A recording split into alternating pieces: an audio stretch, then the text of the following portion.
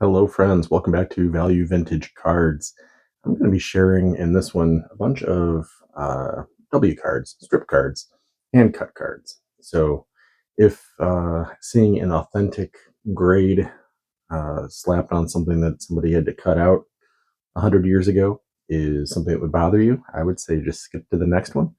If you are someone who enjoys items from the mostly 20s. I think we sneak a little bit into the 30s, maybe with a few of these issues. I don't think anything goes back before 20s, maybe.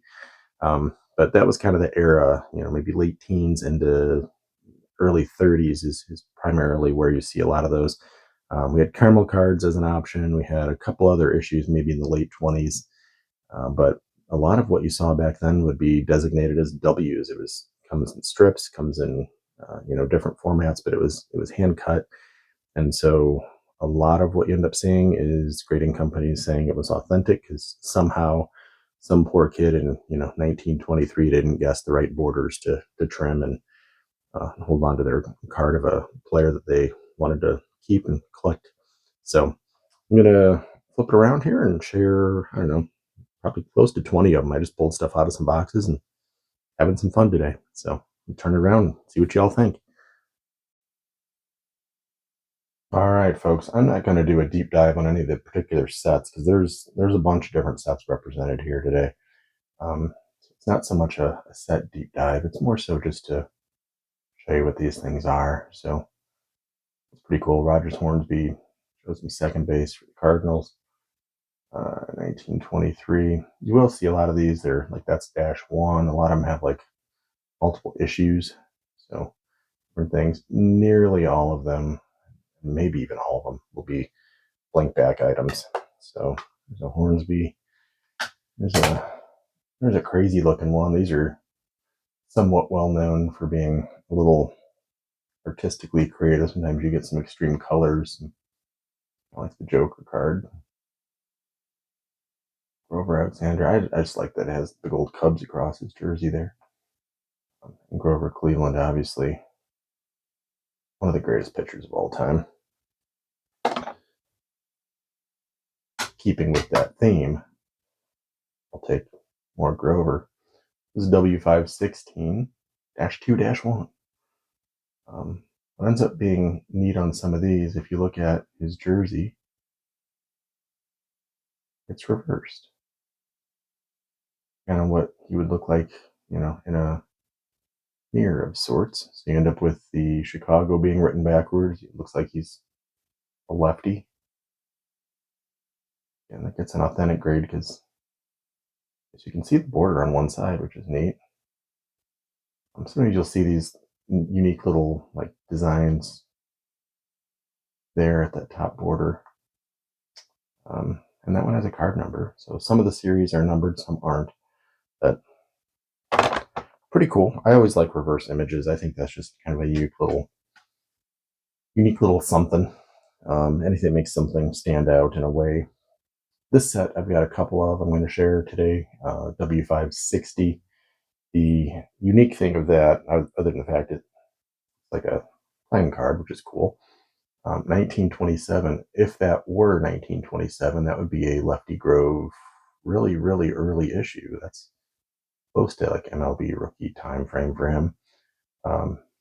We've actually proven it's not 1927, which is kind of crazy. But nevertheless, if you're a Lefty Grove collector like I am, we'll take that. And it's authentic. I don't know. I think that thing was cut pretty phenomenally. I'm a big fan of that one. Let's stay same set. I feel like Grove looked more creative because he was a king. So the design of the king card is more extreme.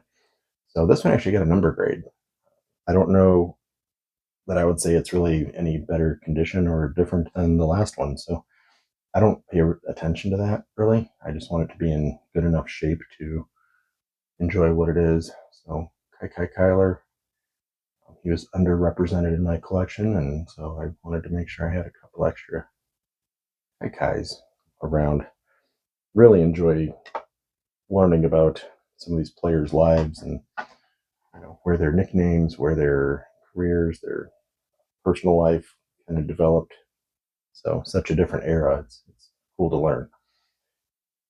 Eddie Collins, this is a decent looking set. I think they did a better job than some of the series for sure. But you know, if you see that, that's a pretty good likeness. So played for Chicago American League, second base. There is a number to it, 23, 516-1. A, it's nicely cut A, right? So take those. Next one is a 515-2. Some of these are neat too, because you'll see the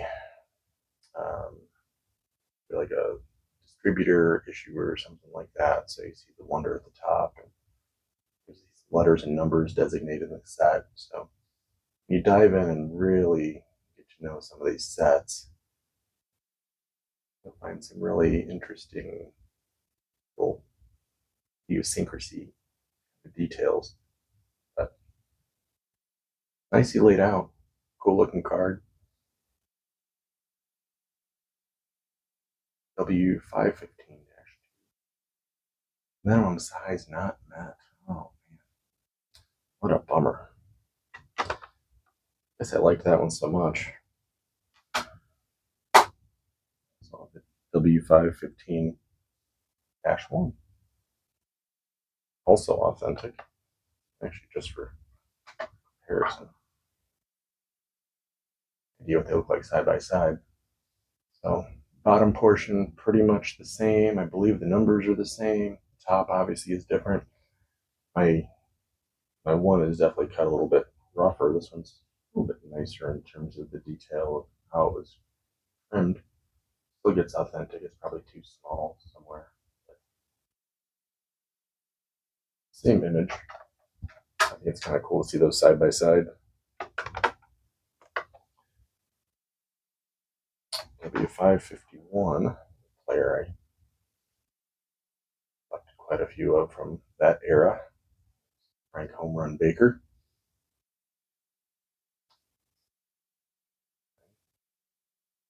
Yankees AL. Not bad. Detail all the way down to like hat. W551, 1921. And he was with the Yankees. I feel like he's had most of his success probably with the Athletics, but had a pretty solid run with the Yankees too. This one's interesting. I am drawn to cards and items that have unique qualities to them. Sometimes it's the artwork, sometimes it's the imagery, sometimes it's the colors. But I also like when there's variations with things like nicknames or even misspelled names. But smiling Bill Terry and the irony of the fact he's not smiling.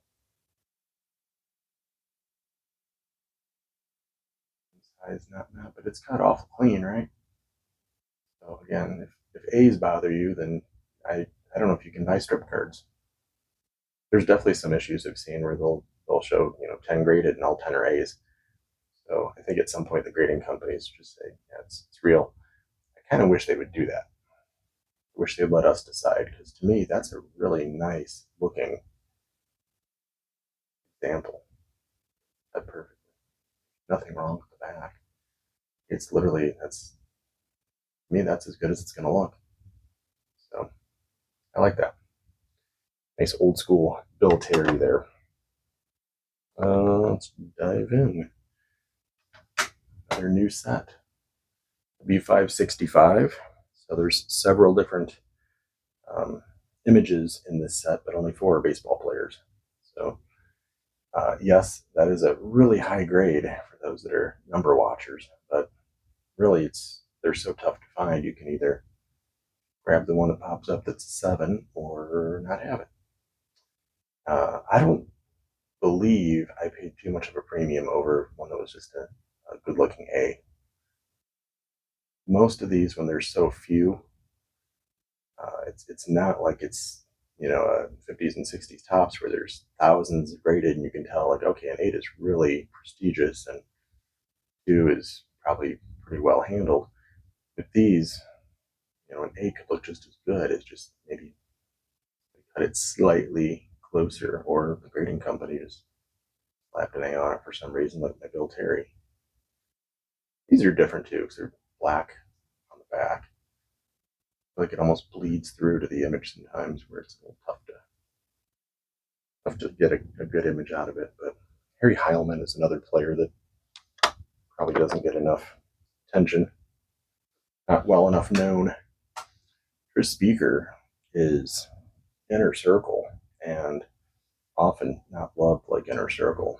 This card itself is a little crazy looking, and this one I will say, yeah, they definitely cut that one uniquely, but because I like that. With Cleveland at that stage of his career, B512, that's a 1926, mid-20s era. But if you're looking for something like a Triss speaker, this is also a great way to pick one up in a little more reasonable budget. This is one that I think would be accessible for anybody that just wants to have an example of Triss speaker in their collection. So a lot of it for me is, to me, it's how you tell the story of the sport, the player, the history, all the different aspects you might be interested in collecting. So if you're not collecting that set in particular, W514, same thing. Eddie Collins is inner circle, and 1919 to 1921 kind of creep into that late teens era. But to me, these multi-year issues tend to get a little bit less love because we don't really know when it's from. I feel like those are almost always at a little bit of a discount over a traditional issue that has like a year assigned to it. This one's also W514. Look at that. He's throwing lefty, right? Reverse image again. Again, those are the things that draw me in. Plus, he's with the White Sox there. So. Back. T. Interesting. See that red like bleeding through on the back. It's that thin of a strip, that thin of paper. Next one, I think you'll like, actually. I know I like it. So if you are looking for a E120 or a Nielsen's chocolate, and realizing those are pretty pricey, so almost the exact same design and look, it's just this is a strip card, W573. Rick and John just did a breakdown of some of these sets, and this was one that they discussed and mentioned. So check out John and Rick doing their collaborations, which is a phenomenal series. I'm really glad to see those two teaming up to educate and deep dive on some sets. It's phenomenal, but you can tell it's probably hand ripped, but really is neat, and I'm doing that on purpose. You can see like the chipping. This card has survived since 1822. Great Sizzler. And comparatively to the regular issues, the E-series and chocolate series, they're nicely discounted, even though it's basically the same look.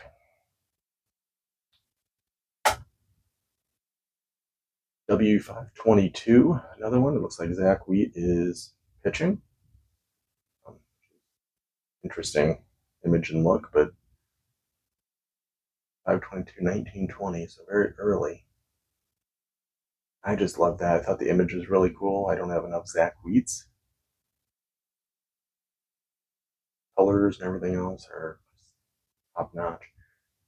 You see that a lot too. I feel like you'll see like, pretty sharp, pretty sharp, pretty sharp, and then cut side that got roughed up. So I guess depending on how they're issued, if they're 2 or 3 to a strip, or if there's 12, and where they fall. If you're on an end, you're probably gonna have some nice clean corners. Are they attaching top to bottom? Are they side to side? Are they being cut out of a newspaper? magazines, like where exactly were they issued? They're being cut and separated from. W551, going back to another Tris speaker, still in its Cleveland era, so 21. This is a decent looking set. Some of the strip cards do get pretty cartoonish and crazy, but I pick W551. Ultra speaker. And same idea. If you're looking for something on a slight bit of a budget, these are great options. This is one I've picked up a few from this set. Don't have many. It's a fairly tough set. It's a fairly large set. And I think one of the reasons this one gets a little less love, there's not a lot of them, but the issue range is 25 to 31. I think that's accurate. Maybe do a deep dive on the set at some point, but for right now, let's call that probably somewhat true. Grover Cleveland Alexander. I mean, look at that image. Of course, it's probably cut short at the top. I want a little bit more on the top there, but Grover Alexander, pitcher, Chicago. I think that image is phenomenal. Big fan of that. And actually, such a fan of W590s. I'm going to round it out here with some W590s. Next one. Do notice my player preference, obviously. See a lot of the same players over and over and over because I really do focus on grabbing them. This Tris speaker was, I think, a phenomenal deal. And one of the things I like about this set, in difference to quite a few of them that I just showed, it's, real image. That's what Tris speaker looks like. So rather than getting something cartoony, just a lot of them are cut really close to the top. And the sides too. I see the sides cut. I do have some that are pretty brutally cut on the sides, even where they're extremely narrow, but that's fine. That's what speaker looks like. Plays blank backs, so if those are even written on or whatever. So there's a extra speaker.